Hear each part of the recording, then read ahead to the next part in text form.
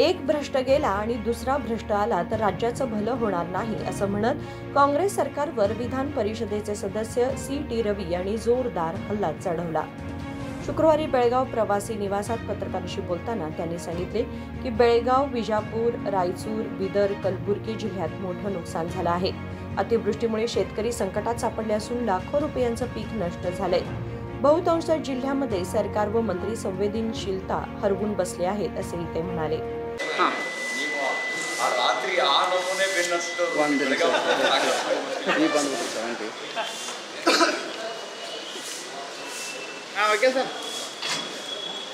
ಬೆಳಗಾವಿ ಜಿಲ್ಲೆ, ಬಿಜಾಪುರ, ಬಾಗಲಕೋಟೆ, ರಾಯಚೂರು, ಯಾದಗಿರಿ, ಬೀದರ್ ಈ ಜಿಲ್ಲೆಗಳಲ್ಲಿ ಅತಿವೃಷ್ಟಿಯ ಸಂಕಷ್ಟಕ್ಕೆ ರೈತರು, ಜನಸಾಮಾನ್ಯರು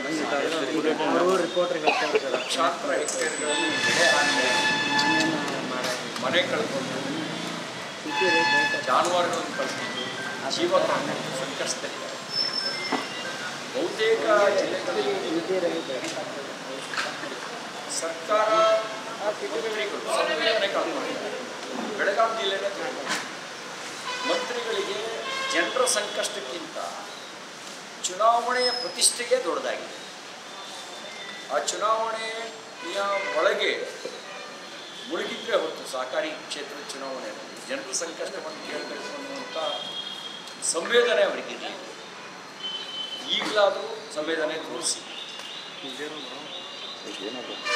ರಾಜ್ಯದಲ್ಲಿ ಏನಾಗ್ತದೆ, ಈ ರೈತರ ಸಂಕಷ್ಟದ ಸಂದರ್ಭದಲ್ಲಿ ನಾನು ಮುಖ್ಯಮಂತ್ರಿ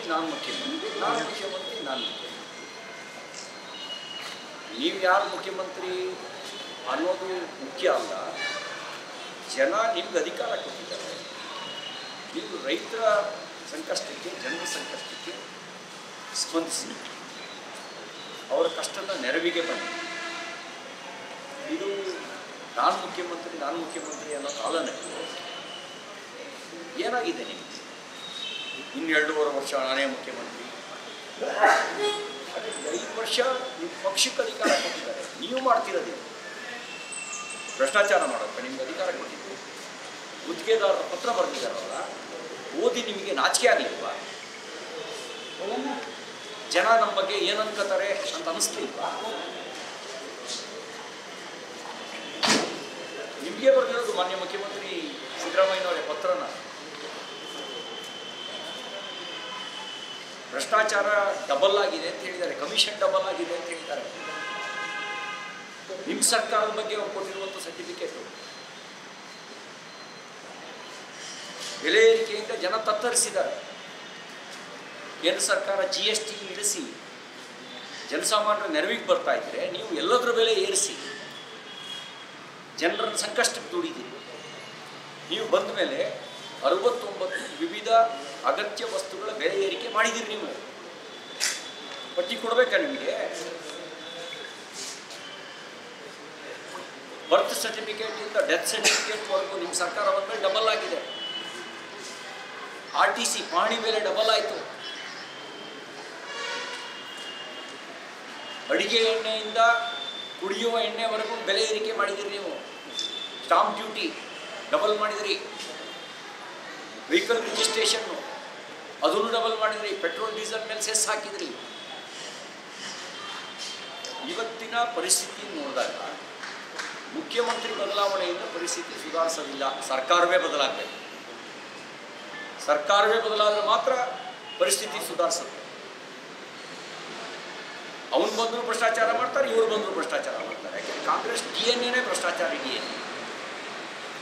ಹಾಗಾಗಿ ಪರಿಸ್ಥಿತಿ ಬದಲಾಗಬೇಕು ಅಂದರೆ ಸರ್ಕಾರವೇ ಬದಲಾಯಿಸಿ। ನಾವಿವತ್ತು ಆರ್ ಅಶೋಕ್ ಅವರ ನೇತೃತ್ವದಲ್ಲಿ ವಿಧಾನಸಭೆಯ ವಿಪಕ್ಷದ ನಾಯಕರು ಸಂಕಷ್ಟಕ್ಕೊಳಗಾಗಿರ್ತಕ್ಕಂಥ ಸಂತ್ರಸ್ತರನ್ನು ಸಂತೈಸೋದಕ್ಕೆ ಹೋಗ್ತಾ ಇದ್ದೀವಿ। ವಿಪಕ್ಷವಾಗಿ ಸಂಕಷ್ಟವನ್ನು ಜನರ ಸರ್ಕಾರದ ಗಮನಕ್ಕೆ ತರುವಂಥ ಕರ್ತವ್ಯ ನಮ್ಮದಿದೆ, ಆ ಕರ್ತವ್ಯ ಮಾಡ್ತೇವೆ।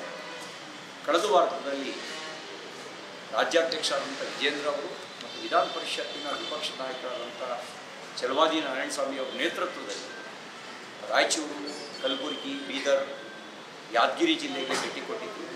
ಈ ನಾವು ಬೆಳಗಾವಿ, ಬಿಜಾಪುರ, ಬಾಗಲಕೋಟೆ ಜಿಲ್ಲೆಗೆ ಭೇಟಿ ಕೊಟ್ಟು ಸಂತ್ರಸ್ತರ ನೋವಿನ ಧ್ವನಿಯನ್ನು ಆಲಿಸಿ ಕಣ್ಣಿದ್ದು ಕೂರಾಗಿ ಕಿವಿಯಿದ್ದು ಕಿವಿಡರಂತೆ ವರ್ತಿಸ್ತಾ ಇರ್ತಕ್ಕಂಥ ಸರ್ಕಾರವನ್ನು ಎಚ್ಚರಿಸುವ ಕೆಲಸ ನಾವು ಮಾಡ್ತೀವಿ. मीच मुख्यमंत्री या सिद्धरामय्यांच्या वक्तव्याबाबत बोलताना त्यांनी म्हटलं की हे काँग्रेस हायकमांडच्या दुबळेपणाचं लक्षण आहे.